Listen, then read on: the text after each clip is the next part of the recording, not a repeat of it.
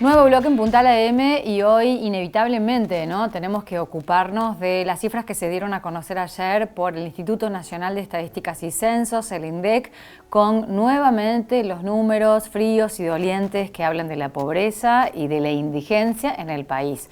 Directamente en Río Cuarto nos afectan un 38,8%, en el Gran Río Cuarto, en el primer semestre del año, estamos hablando, según estos datos publicados ayer, son casi 70.000 las personas que están identificadas en estas condiciones de vida, una ínfima mejoría en cuanto a los últimos meses del 2020 con respecto a este año, pero a nivel nacional hay que decir, y ya nos lo va a explicar la persona indicada, que siempre nos ayuda a comprender estas cifras, fue del 40,6%, ¿no? Hablamos de pobreza, hablamos de gente que no llega a la canasta básica alimentaria, a la canasta básica total, está la indigencia, está la pobreza, cómo se mide, qué significa, cuántas personas no pueden llegar a un plato de comida en su mesa, ni para con ellos mismos, ni para con sus hijos, ni para con nadie de su familia. Eduardo Donza generalmente nos atiende y nos ayuda a pensar esto, porque él es sociólogo, economista, es docente, investigador del Observatorio de la Deuda Social Argentina, de la Universidad Católica Argentina, de la UCA puntualmente, y está en diálogo con nosotros, así que ya lo saludamos. Eduardo, Paula, lo saluda, buen día, ¿cómo le va? Sí, buenos días, gracias por el contacto. No, gracias a usted por siempre ayudarnos a pensar y entender los números. Siempre decimos lo mismo, los números son fríos y son dolientes por lo que significa, por lo que hay atrás de este 40,6% a nivel nacional, 38,8% a nivel regional en nuestra zona. Pero ¿cómo nos puede explicar lo que está pasando hoy, Eduardo? Sí, lamentablemente en estos momentos tenemos la suma de tres cuestiones. Una, que en Argentina venimos con una pobreza estructural desde hace varias décadas, nunca pudimos estar por debajo de un 28, un 29% de población en situación de pobreza. A esto a nivel general cae la pandemia y la necesaria cuarentena de no realizar actividades, eso fue un impacto muy fuerte. Y otro flagelo que no podemos derrotar los argentinos es la inflación, ¿no? Entonces estos tres aspectos, tres elementos, nos generan un porcentaje importante de población en situación de pobreza y de indigencia. No se reactivó lo suficiente lo que es el mercado de trabajo porque la producción no se reactivó. A veces los indicadores macroeconómicos indicaban una mejora un poco más importante, pero no fueron correlacionados con el aumento de los puestos de trabajo, ¿no? Eran de mano de obra intensiva, no intensiva, más que nada los aumentos importantes del Producto Bruto que se veían, ¿no? Y también lo que es importante, lo que usted comentaba con respecto a la indigencia, ¿no?, que son los más pobres entre los pobres, las familias que no le alcanza el ingreso para una canasta básica alimentaria normativa, ¿no? Que no disminuyeron, pasaron del 10,5 al 10,7% de la población, ¿no? Y ahí es donde los programas sociales están ayudando mucho a estas familias, pero no alcanzan, y sobre todo no alcanza por el tema inflacionario. Hemos tenido meses que la inflación de alimentos fue de un 5%, es decir, si se recibía un subsidio de 10.000 pesos, cuando se lo cobraba al mes siguiente se podía comprar por 9.500 pesos, ¿no? Entonces hay una cuestión muy seria y que no se han logrado reactivar, ¿no?, las economías, ¿no? Es un gran desafío el que tenemos por delante. Sin embargo, en los números comparativamente, desglosando, y usted sabrá y los manejará más de cerca, hubo una leve mejoría en cuanto a los números de la pobreza. Estamos hablando de 300 personas más, 300 personas menos que dejaron de ser pobres, pero también hubo un crecimiento en la indigencia. ¿Cómo se mide eso y de qué números estamos hablando puntualmente? Sí, específicamente lo que estamos hablando es una medición de pobreza por ingreso, ¿no? Hay varias formas. de medir la pobreza, que es un concepto complejo. La más tradicional en América Latina y en Argentina es una pobreza por ingresos, ¿no? Uno por medio de una encuesta, en este caso estamos hablando de la encuesta permanente de hogares del INDEC, nosotros lo hacemos con una encuesta propia de la UCA una vez por año, pero en este caso son los datos del INDEC. Uno por una encuesta obtiene los ingresos que declaran las familias, y eso se compara con una canasta normativa, ¿no?, de alimentos que estructurada de cierta forma que se define por encuestas del consumo de las familias, y si está por arriba de esa valorización de esa canasta, no es pobre o no es indigente, y si está por abajo es pobre o es indigente.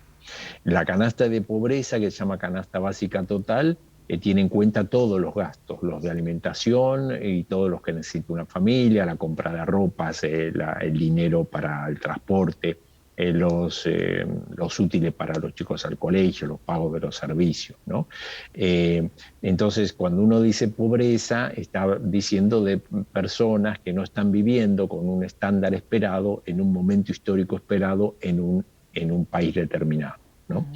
Y cuando se habla de indigencia, que son los más pobres entre los pobres, que está en un nivel del 10,7% de la población, es que no le alcanzan los ingresos para comprar esa canasta que le cubre solamente los alimentos. Eduardo, por supuesto que hay otras cuestiones que no se miden, ¿no? Que no son monetarias, como la asistencia a comedores y algunas ayudas en productos, ¿no?, que hacen un poco que puedan seguir adelante a pesar que no llegan a la parte de ingresos alimentarios. Bueno, ahí iba, ¿no?, la asistencia, los planes, la ayuda, la presencia como se puede del Estado, pero este número que, a ver, prestaba atención, la pobreza hasta el año pasado llegamos a tener el 42%, o sea, hubo un leve descenso, corríjame usted, y en ese sentido, el marco pandémico, ¿cómo influyó? No, si las condiciones empeoraron para la gran mayoría del mundo, pero estamos hablando de Argentina. Y entonces, esa disminución en la pobreza, ¿a qué se debe? ¿A la mayor asistencia del Estado, a la mayor emisión por parte del Estado? ¿Cómo se puede leer y analizar eso? Sí. Nosotros veníamos en el último semestre del 2019, ¿no?, todos con datos del INDEC, de un 35,5% de población en situación de pobreza, ¿sí? El primer semestre del año pasado, ¿no?, que fue que nos agarró mitad pandemia y mitad normalidad, digamos, subió un 40,9%, ¿sí?, del 35,5 al 40,9%. Y el segundo semestre, que fue la primera parte de fuerte cuarentena, pero después se fue abriendo al 42%. Claro. Y ahora mejora entre comillas, sí, porque 40,6 es muy elevado, pero hay una reactivación, pero que no llega a ser, ¿sí?, que está en los mismos valores del primer semestre del año pasado, cuando teníamos mitad cuarentena muy cerrada y mitad normalidad, ¿no? ¿A qué se explica eso? ¿Cómo se explica? Bueno, hubo una mejora porque al poderse realizar más actividades, hubo una reactivación de la parte productiva y del mercado de trabajo, ¿sí? Ahora, esa mejora no alcanzó para llegar a los mismos estándares que estábamos antes de la pandemia, ¿no? Ese es lo principal. Se reactivaron los comercios, lo podemos ver. Lo que pasa es que vemos también que muchos comercios cerraron definitivamente, sí, sobre todo los que son de algunas ramas específicas, como la gastronomía, por ejemplo, ni que hablar lo que es turismo y todos los servicios para los turistas, que en algunas ciudades son muy importantes, ¿no? Entonces, ese es el hecho por lo que no pudimos recuperar los valores de antes de la pandemia. Lo que pasa es que bajamos escalones, es como estar bajando una escalera, y después cuando uno sube es más difícil, ¿no?, volver a la misma posición en estos casos, como pasa con el Producto Bruto, por ejemplo, que en el año pasado disminuyó un 9,9%, es decir, casi un 10% menos la riqueza que generamos los argentinos. La torta para repartir es un 10% más chica, ¿no? Por eso... Sí. No, pensaba recién en el relevamiento, en las cuentas permanentes de hogares, en los 31 aglomerados urbanos, de los cuales se recabó dato. Si hay alguna zona, tengo entendido que el norte argentino siempre sigue siendo el más complejo y el más afectado por la pobreza y por la indigencia, pero dígame usted, Eduardo. Sí, por supuesto, hay regiones geográficas porque nuestro país es muy extenso y también es muy heterogéneo, son muy disímiles, ¿no? Y el noreste y el noroeste argentino, que tradicionalmente tienen los valores más altos de pobreza y de indigencia, después la región central, la región pampeana, que es más rica por las producciones que realiza y también por toda no solo la parte agropecuaria, sino también lo que es la industria.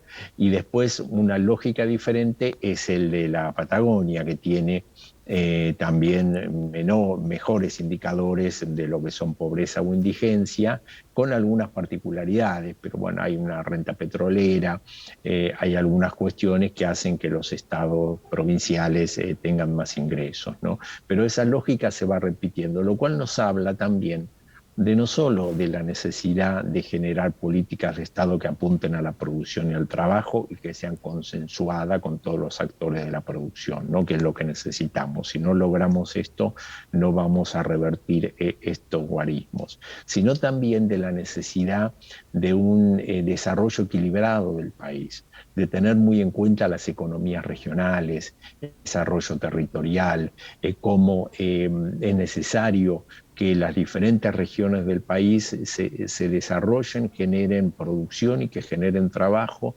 también para evitar esa obligación que se le genera a algunas familias de emigrar a las grandes ciudades, ¿no? Entonces tenemos ciudades muy grandes como Gran Buenos Aires, Gran Córdoba, Gran Rosario, que como que absorben, ¿no? Población que no consigue trabajo en sus lugares de origen. Por supuesto que objetivamente están mejor, porque están más cerca de una escuela, están más cerca de un hospital, están más cerca de inventarse una changuita, aunque sea reciclando residuos, ¿sí? O de la forma de armar una protesta y que se note, ¿no? Pero lo ideal sería que esas migraciones forzadas muchas veces, por la falta de trabajo, no se den y que podamos reactivar las pequeñas ciudades, los pequeños pueblos, que muchas veces desde aquella década del 90, de cuando ya no pasa el tren, son pueblos que son casi fantasmas, ¿no? En eso también es otro desafío que tenemos, ¿no? Un desarrollo territorial que se acorde y que descentralice. Y eso va a poder empezar un proceso de igualar la situación entre las diferentes regiones y provincias. Hay un número muy tremendo que habla de la infantilización de la pobreza y esta problemática que realmente es durísima. Y el 54,3% de los menores de 14 años que son pobres, según esta última encuesta, según este último relevamiento. Y lo que significa, Eduardo, ¿no? El tema de no llegar a la soberanía alimentaria y por lo tanto al desarrollo cognitivo esencial para poder ser una persona productiva, digámoslo en términos capitalistas, el día de mañana, digo, no, es muy tremendo eso, ¿no? Los niños, las niñas del país, es un montón el porcentaje. Sí, por supuesto que son niños que viven privaciones, que, que además no solamente es una parte monetaria, ¿no? Porque el 16,8% de los menores de 18 años viven en hogares donde los ingresos no alcanzan a esa canasta básica que compra los alimentos, ¿no? Sino también que en etapas del desarrollo, como usted dice, pueden verse muy afectados cognitivamente con el desarrollo del cerebro que todavía no está desarrollado en los primeros años de vida. También esto viene acompañado de lo que es algunas cuestiones como los retrasos escolares o la inexistencia escolar, que es menor, ¿no? Pero sí unos retrasos, los familiares que tampoco muchas veces pueden tener un acompañamiento, y es una hipoteca futuro para ese niño, para su futura familia y para toda la sociedad, ¿no? Y es una tercera generación, ya pensemos, que también vivieron muchas veces en la exclusión directamente y que no vieron que el esfuerzo de sus padres y de sus abuelos fue bien retribuido, ¿no?